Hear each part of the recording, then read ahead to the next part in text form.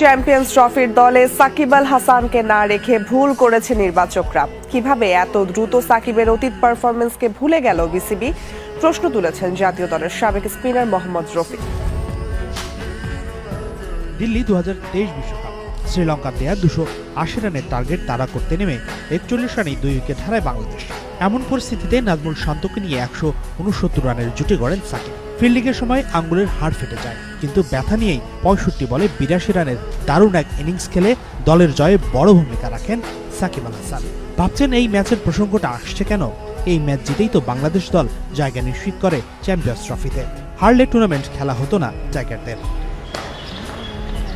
সেই সাকিবের বোলিং নিষিদ্ধ হওয়ায় তিনি সুযোগ পেলেন না দলে। কিন্তু ব্যাটার সাকিব কি এতটাই খারাপ? নির্বাচকদের সিদ্ধান্ত তাই মেনে নিতে পারছেন না জাতীয় দলের সাবেক স্পিনার মোহাম্মদ রফিক। আমরা কিভাবে এত তাড়াতাড়ি ভুলে যাই?